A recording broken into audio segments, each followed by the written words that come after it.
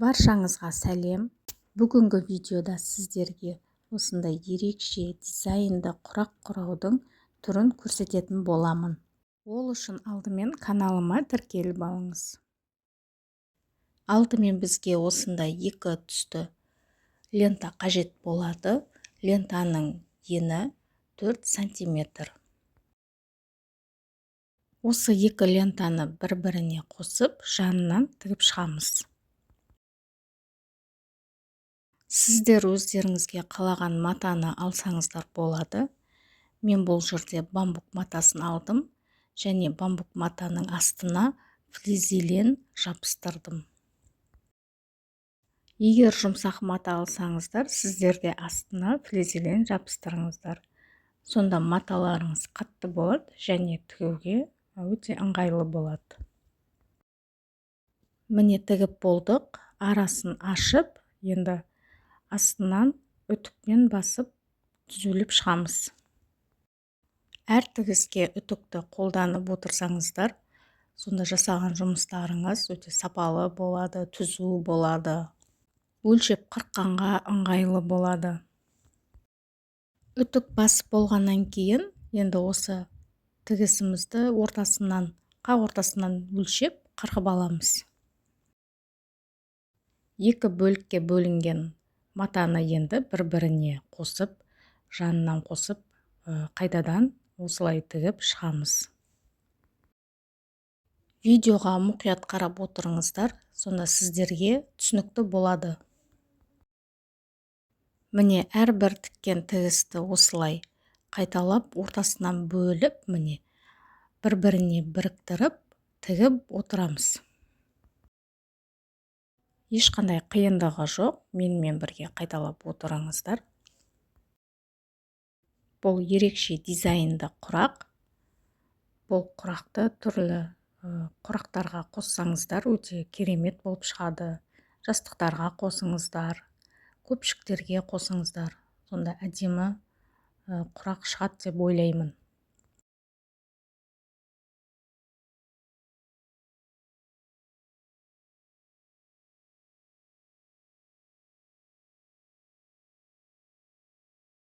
Міне болып қалдық. Енді осы матаны тағы да үтікпен басып жібереміз.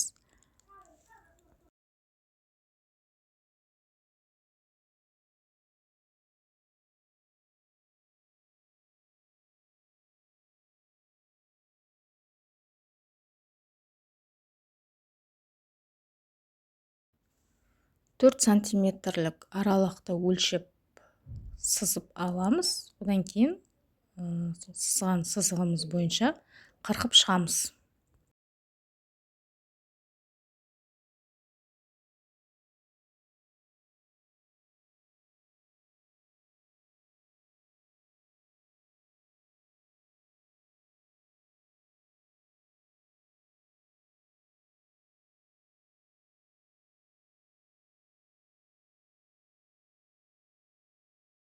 Міне бізде осындай лента пайда болды.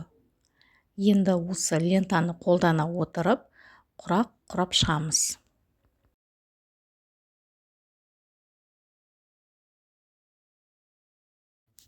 Ақ бөз мата алдым астарлыққа және бүктеу арқылы ортасын тауып алдым.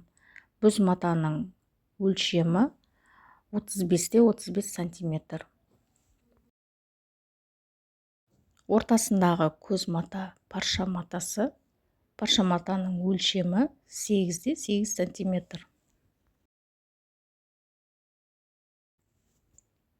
Дайындап алған лентамызды бірінші көзді айналдыра тігіп шығамыз. Әр тігісті лапканың бойымен алып отырасыздар. Және бұл жерде түзулікті қадағалап отырыңыздар.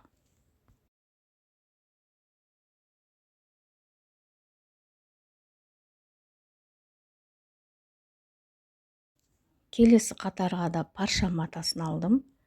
Бұл лентаның да ені 4 см және астына флизелен жабыстырып, матаны қатты қылып дайындап алдым.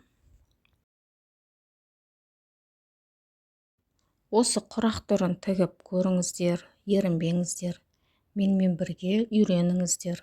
Және каналыма тіркеліп, видеома лайк басып, өз пікірлеріңізді де жазуды ұмытпаңыздар. Міне осы процесс жалғасады.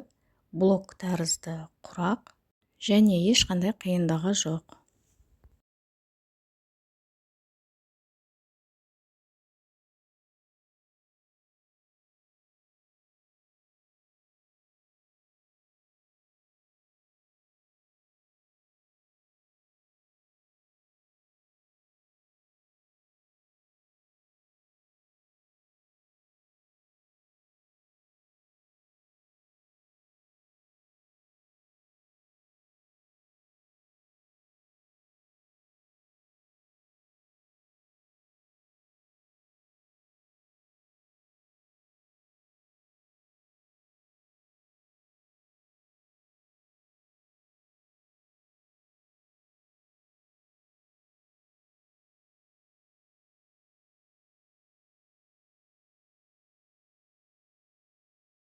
Құрағымыз аяқталып қалды.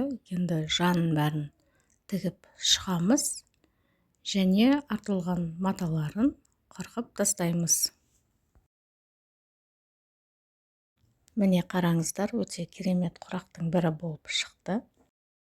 Ал мен сіздермен келесі видеода жолыққанша қоштасамын. Менімен бірге болғандарыңыз үшін рахмет. Сау болыңыздар.